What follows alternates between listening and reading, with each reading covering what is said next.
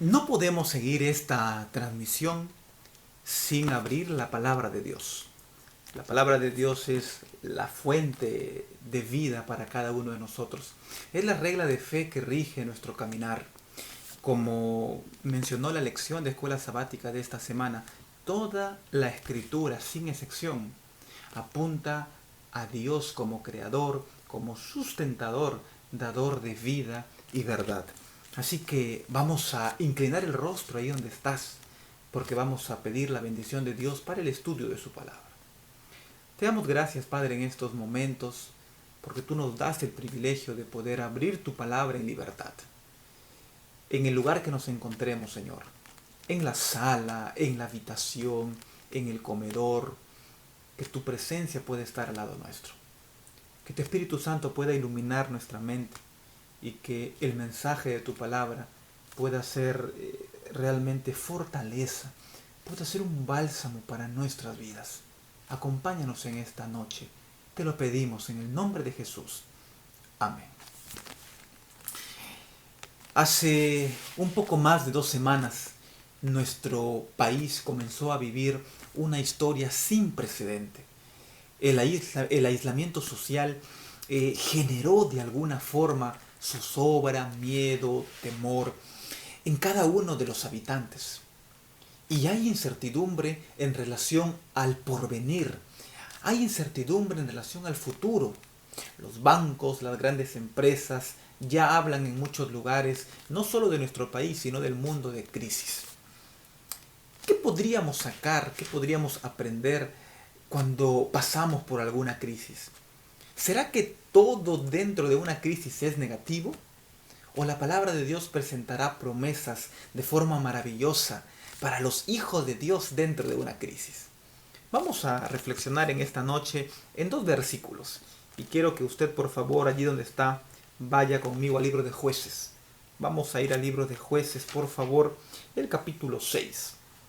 Nosotros encontramos en el capítulo 6 el llamado de un hombre, Gedeón.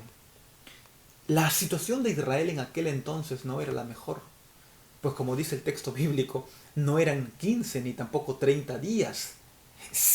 Estaban sufriendo por 7 años. Realmente el país, la nación, pasaba una crisis tremenda, porque después de cosechar, ellos tenían que ver con sus propios ojos cómo los madianitas venían, se llevaban todo y lo que quedaba lo destruían.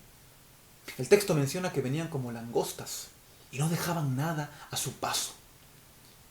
La autoestima, el amor propio, estaba por los suelos. Pasaron a una crisis tan grande, a punto de que muchos israelitas en aquel entonces llegaron a pensar de que Dios los había abandonado. En ese contexto, Dios siempre envía un mensaje. Y yo no sé qué situación tú estás atravesando en este momento. Tal vez estás sufriendo mucho por lo que nuestro país está atravesando. Pero quiero decirte que el Señor tarde o temprano se manifiesta. Y el texto bíblico dice que en aquella ocasión un ángel se apareció a Gedeón.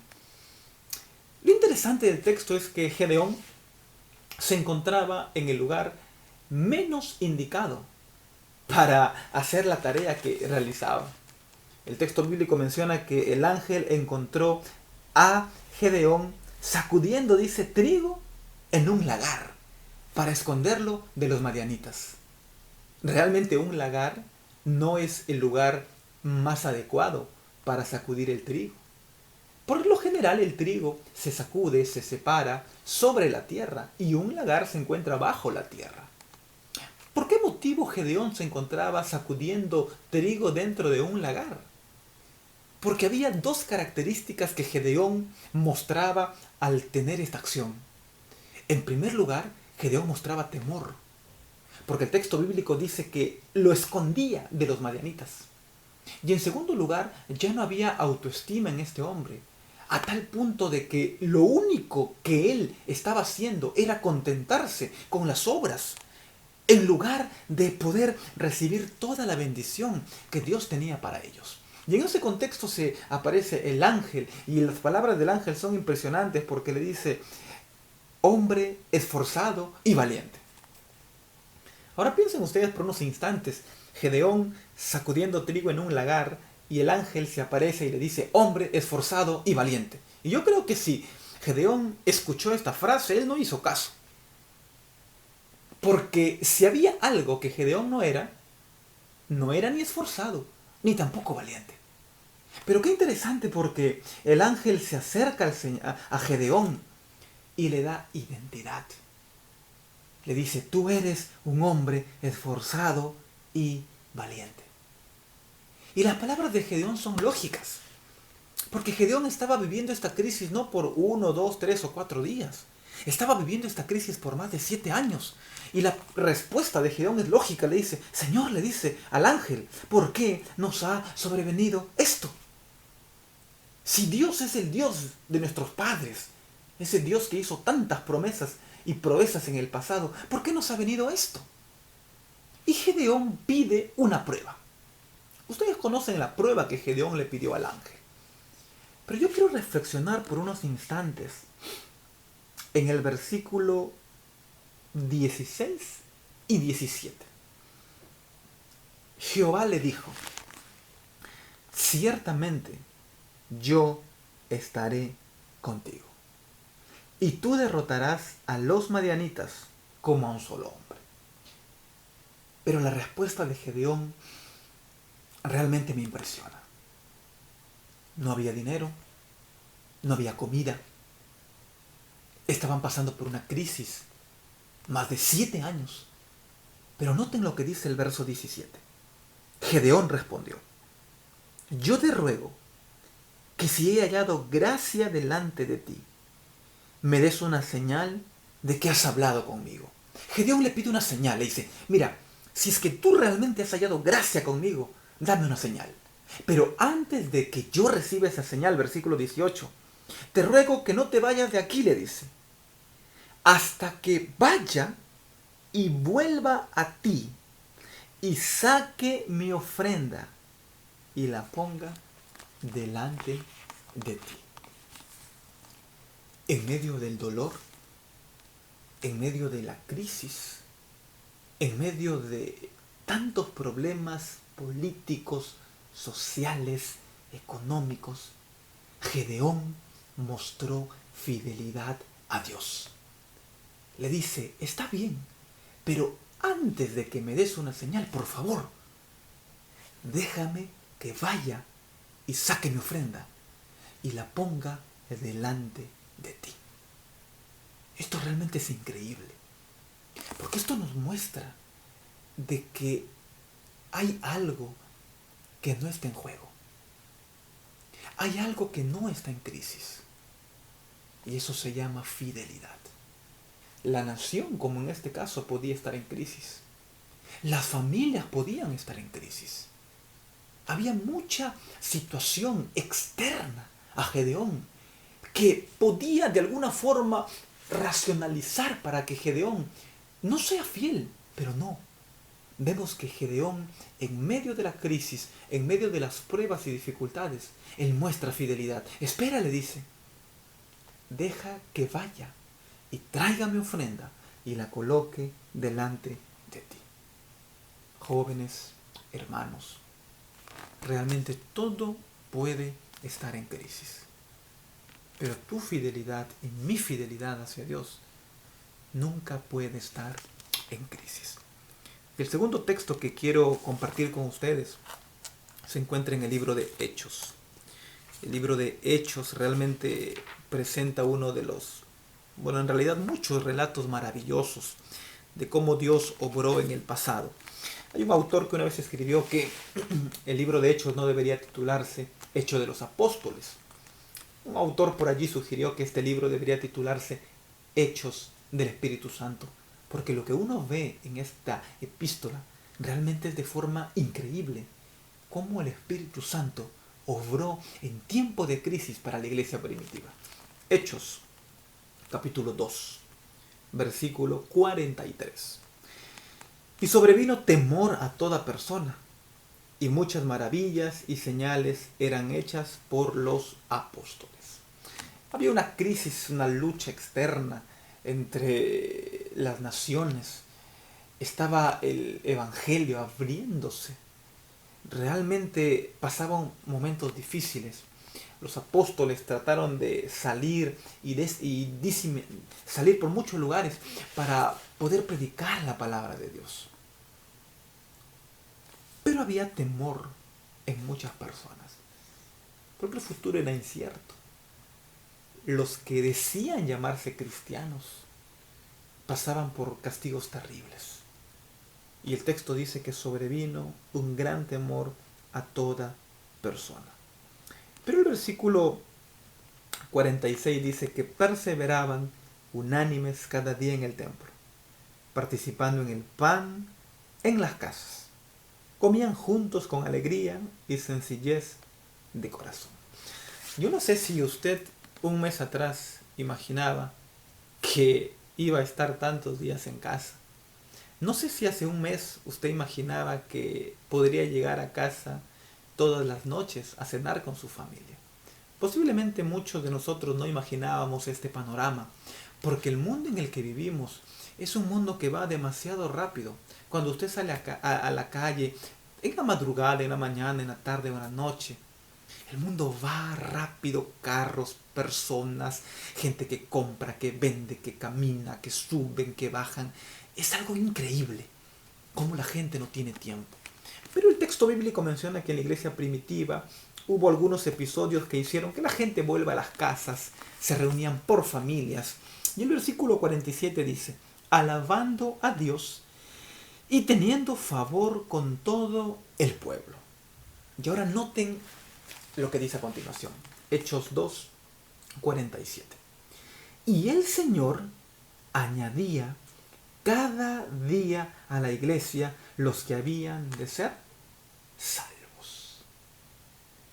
Cada día se convertían al mensaje del Evangelio miles y miles de personas que aceptaban el mensaje de salvación de Cristo Jesús.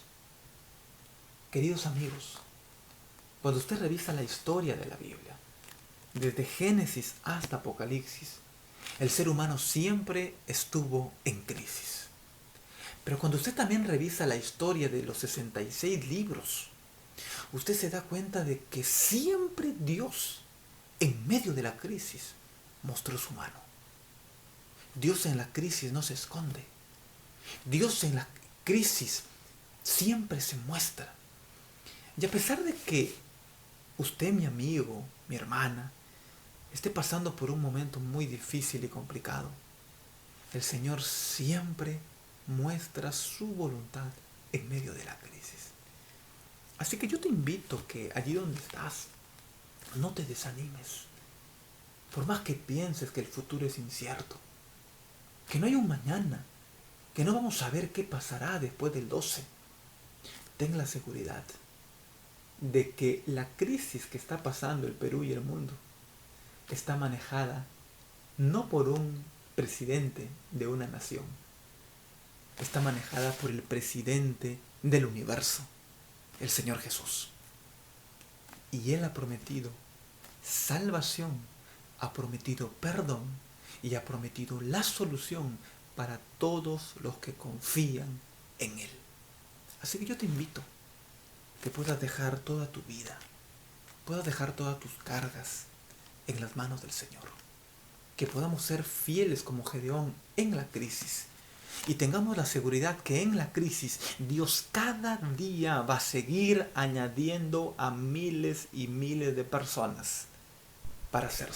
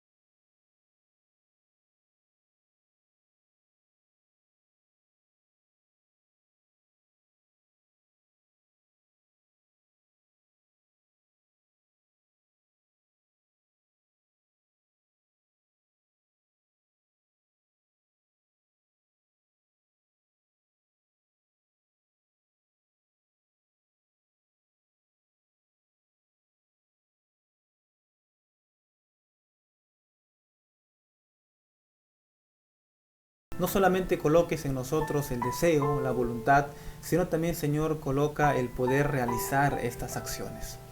Queremos compartir de tu amor, queremos enseñar a otras personas tu palabra y queremos también que más peruanos puedan estar en el reino de los cielos.